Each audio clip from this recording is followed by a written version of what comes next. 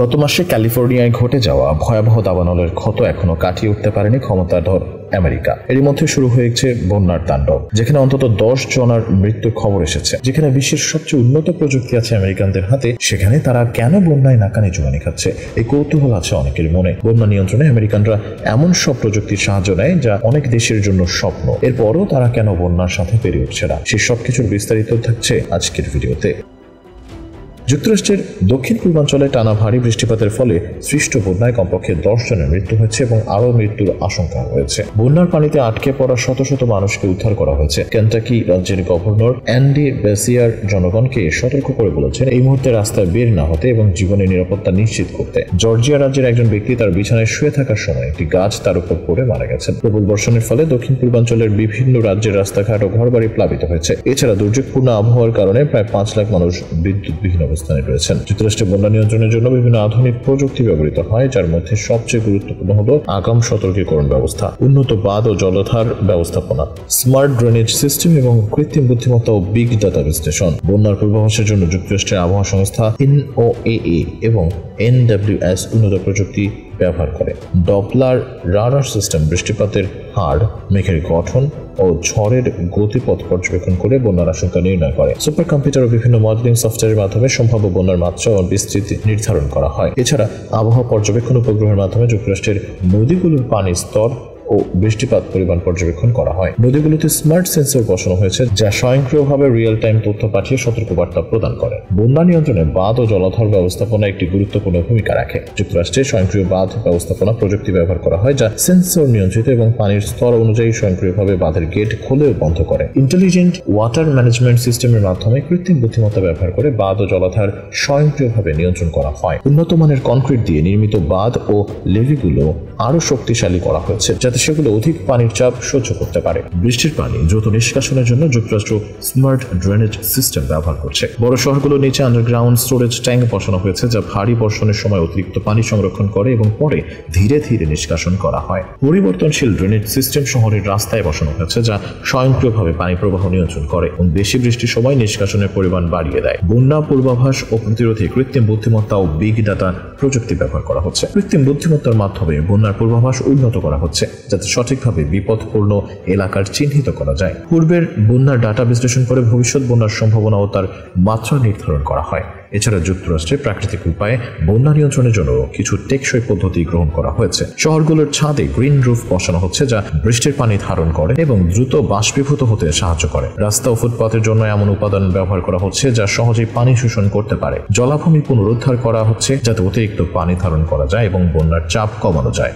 যুক্তরাষ্ট্রের উন্নত প্রযুক্তি ও অবকাঠামো থাকা সত্ত্বেও চরম আবহাওয়া, জলবায়ু পরিবর্তন এবং শহরের অপরিকল্পিত সম্প্রসারণের কারণে বন্যা পরিপূর্ণ নিয়ন্ত্রণ করা কঠিন। তবে আগাম সতর্কীকরণ ব্যবস্থা, স্মার্ট বাঁধ ও ড্রেনেজ প্রযুক্তি এবং কৃত্রিম বুদ্ধিমত্তার মতো আধুনিক প্রযুক্তির ব্যবহার ক্রমাগত বন্যার ক্ষয়ক্ষতি কমিয়ে আনতে সাহায্য করছে। যুক্তরাষ্ট্রে আধুনিক প্রযুক্তি ও উন্নত অবকাঠামো থাকা সত্ত্বেও বন্যা পুরোপুরি নিয়ন্ত্রণ করা সম্ভব হয় না। এর পেছনে বেশ কিছু গুরুত্বপূর্ণ কারণ রয়েছে, যার মধ্যে প্রাকৃতিক দুর্যোগ, জলবায়ু পরিবর্তন, অপরিকল্পিত নগরায়ন, দুর্বল অবকাঠামো এবং প্রশাসনিক সীমাবদ্ধতা অন্যতম।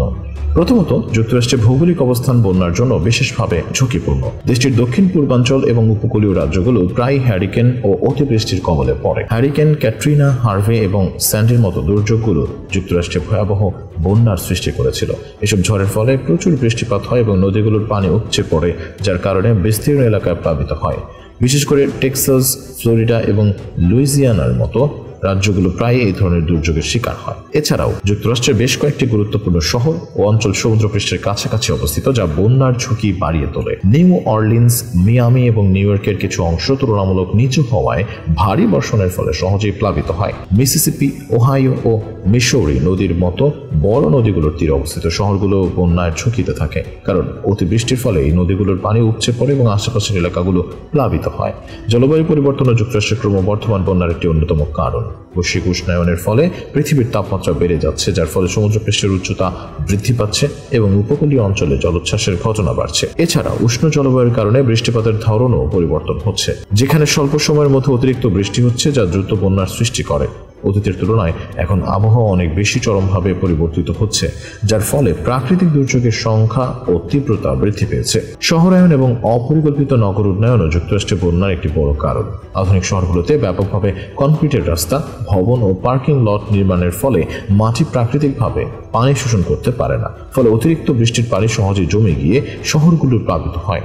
পূর্বে যেখানে জলাভূমি, নদী, খাল ও খোলা জমি ছিল, যেসব জায়গায় এখন বড় বড় আবাসিক ও বাণিজ্যিক প্রকল্প গড়ে ওঠার ফলে প্রাকৃতিক পানি নিষ্কাশনের পথগুলো সংকুচিত হয়ে গেছে। বিশেষ করে পুরনো শহরগুলোর পানি নিষ্কাশন ব্যবস্থা আধুনিক নগরায়নের সাথে তাল মিলিয়ে উন্নত করা হয়নি, ফলে ভারী বর্ষণের সময় দ্রুত জলাবদ্ধতা ও বন্যা দেখা দেয়। বন্যা প্রতিরোধের জন্য বাঁধ ও লেভির ব্যবহার করা হলেও তা অনেক ক্ষেত্রেই পর্যাপ্ত নয় বা পুরনো হয়ে গেছে। যুক্তরাষ্ট্রে প্রায় 90,000-এর বেশি বাঁধ ও লেভি রয়েছে, যার বেশিরভাগই 50 থেকে 100 বছরের পুরনো। নিয়মিত সংস্কার ও আধুনিকায়নের অভাবে অনেক বাঁধ দুর্বল হয়ে পড়েছে। 2005 সালে হ্যারিকেন ক্যাটরিনার সময় নিউ অরলিন্সের বাঁধ ভেঙে যাওয়ার ফলে শহরটির প্রায় 80% এলাকা পানিতে তলিয়ে গিয়েছিল।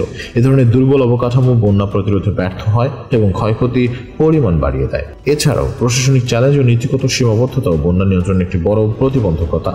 যুক্তরাষ্ট্রের ফেডারেল এবং রাজ্য সরকারগুলো বন্যা প্রতিরোধ ও নিয়ন্ত্রণের জন্য বিভিন্ন প্রকল্প হাতে নিলেও সেগুলোর বাস্তবায়নে দীর্ঘ সময় লাগে। অনেক সময় প্রয়োজনীয় অর্থায়নের অভাবে গুরুত্বপূর্ণ বাঁধ ও পানি নিষ্কাশন প্রকল্পগুলো বিলম্বিত হয়। পাশাপাশি জনগণের অসচেতনতাও একটি বড় সমস্যা। অনেক সময় পূর্বাভাস থাকা সত্ত্বেও মানুষ ঝুঁকিপূর্ণ এলাকায় বসবাস চালিয়ে যায় এবং নিরাপদ স্থানে সরে যেতে চায় না, ফলে তারা বন্যার শিকার হয়। সব মিলিয়ে যুক্তরাষ্ট্রের উন্নত প্রযুক্তি অবকাঠামো থাকা সত্ত্বেও বন্যা পুরোপুরি নিয়ন্ত্রণ করা কঠিন। তবে আধুনিক বাঁধ ও লেভি নির্মাণ, জলাধার পুনরুদ্ধার, উন্নত পানি নিষ্কাশন ব্যবস্থা এবং জলবায়ু পরিবর্তনের বিরুদ্ধে কার্যকর পদক্ষেপ নিলে বন্যার প্রভাব কমানো সম্ভব। মানুষের সচেতনতা বৃদ্ধি এবং দুর্যোগ ব্যবস্থাপনার উন্নয়ন করাও বন্যার ক্ষয়ক্ষতি কমানোর জন্য গুরুত্বপূর্ণ পদক্ষেপ হতে পারে।